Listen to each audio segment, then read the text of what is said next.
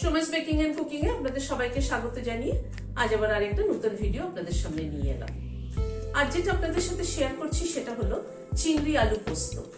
গরম গরম ভাতের সাথে কিন্তু চিংড়ি আলু পোস্ত এভাবে বানিয়ে খেয়ে দেখবেন, ভীষণ ভালো লাগে খেতে। তাহলে চলুন দেখে নিই কি করে বানালাম। এখানে 200 গ্রাম চিংড়ি ভালো করে ধুয়ে পরিষ্কার করে রগটা ছাড়িয়ে নিয়েছি। চিংড়ির পিঠের মধ্যে যে একটা কালো রঙের রগ থাকে সেটাকে কিন্তু অবশ্যই বের করতে হবে। মাছটার মধ্যে হাফ টিএসপি নুন দিয়ে দিলাম, 1/4 টিএসপি হলুদ দিলাম, দিয়ে নুন হলুদ দিয়ে চিংড়িটাকে একটুখানি মেখে নিচ্ছি।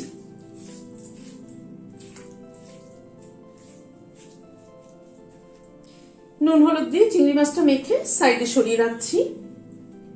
এখানে দুটো আলু, বড় সাইজের দুটো আলুকে এরকম ডুমো করে কেটে নিয়েছি। এবার আলুটাকে সাইডে সরিয়ে রাখছি। এখানে একটা বাটি নিলাম, 2 চামচ পোস্ত নিচ্ছি,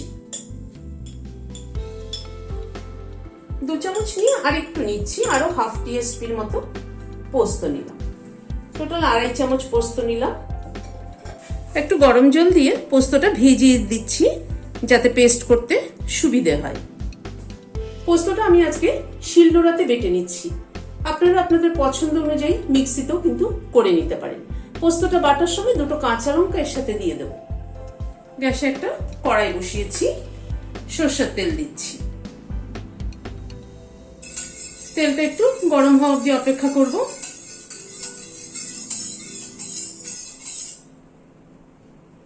তেলটা গরম হয়ে গিয়েছে, চিংড়ি মাছগুলো ছেড়ে দিচ্ছি।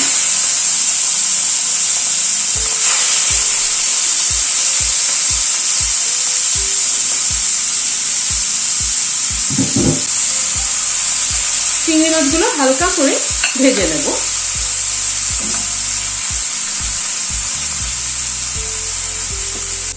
চিংড়ি মাছগুলো এই মিনিট 2 মতো একটু নাড়াচাড়া করে নিলাম, তুলে নিচ্ছি।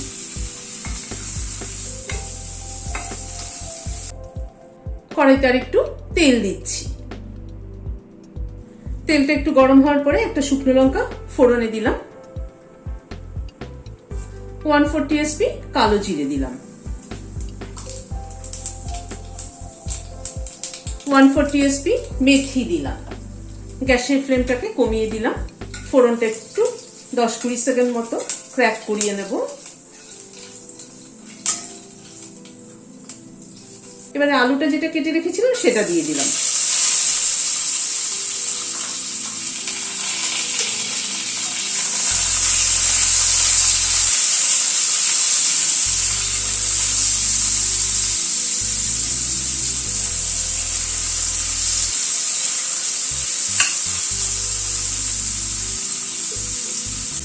হাফ টিএসপি নুন দিলাম, 1/4 টিএসপি হলুদ দিলাম।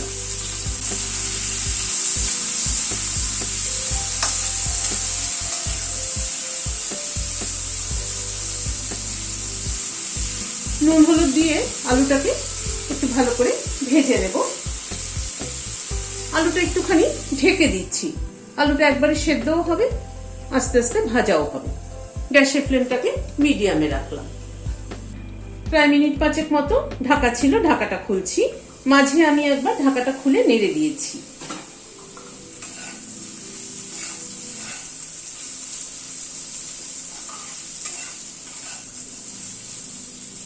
এখানে 2টো মিডিয়াম সাইজের পেঁয়াজ কুচি করে নিয়েছি, সেটা দিয়ে দিলাম। এবার পেঁয়াজটাকে আলুর সাথে হালকা করে ভেজে নেব, খুব বেশি কিন্তু ভাজবো না।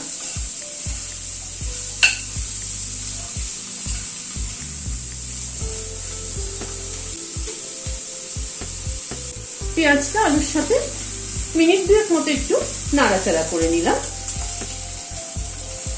এবার পোস্তটা যেটা বেটে রেখেছি সেটা দিয়ে দিচ্ছি।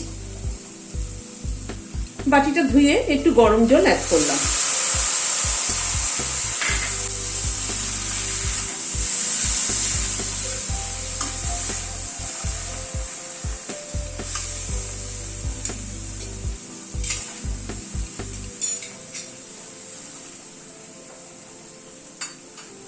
এবার চিংড়ি মাছটা অ্যাড করে দিচ্ছি। এই প্লেটটা কাচিয়ে এই তেলটা কিন্তু অবশ্যই দিতে হবে। চিংড়ি মাছের ফ্লেভার কিন্তু এই তেলটার মধ্যে রয়েছে।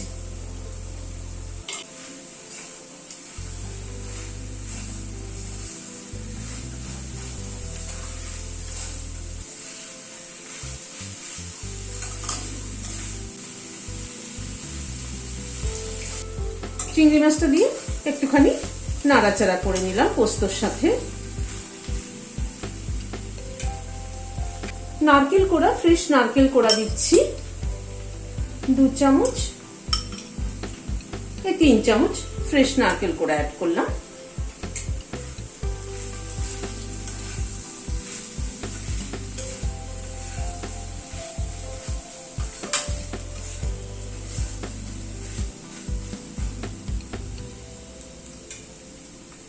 ওয়ান টিস্পুন চিনি অ্যাড করলাম।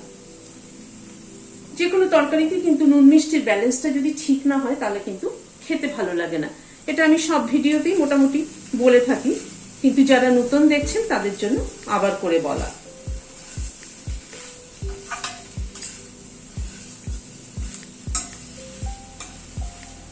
একটুখানি কষিয়ে নেব সবকিছুকে। মিনিট 3-4 সময় ধরে গ্যাসের ফ্লেমটাকে কম করে সবটা কষিয়ে নিলাম। খানিকটা ধনেপাতা কুচি অ্যাড করে দিচ্ছি, একটু কাঁচা সরষের তেল অ্যাড করছি, 2টো কাঁচা লঙ্কা মাথাটা চিড়ে দিয়ে দিলাম। সবগুলোকে একবার একটু মিশিয়ে দিচ্ছি। কাঁচা সরষের তেল, ধনেপাতা, কাঁচা লঙ্কা সবকিছুর ফ্লেভারটা কিন্তু দারুণ আসে। এবার গ্যাসটা বন্ধ করে দিয়ে ঢেকে দিচ্ছি। Standing time 5 minute. গরম গরম ভাতের সাথে কিন্তু এরকম একটা চিংড়ি আলু পোস্ত দারুণ কিন্তু জমে যাবে। চিংড়ি আলু পোস্তটাতে নারকেল কোড়া খানিকটা ছড়িয়ে দেওয়াতে কিন্তু খেতে কিন্তু আরো ভালো হয়েছে। আর লাস্টে যে কাঁচা তেল, ধনেপাতা আর কাঁচা লঙ্কা দিয়ে ঢেকে দিয়েছি তাতে কিন্তু ফ্লেভারটা দারুণ হয়েছে। আপনারা এইভাবে বানিয়ে খাবেন গরম গরম ভাতের সাথে, আমার মনে হয় ভালো লাগবে। কেমন লাগলো আমাকে কিন্তু কমেন্ট বক্সে জানাবেন। ভালো লাগলে একটা সাবস্ক্রাইব করার অনুরোধ রইল। আজ তাহলে এখানে শেষ করছি। নমস্কার।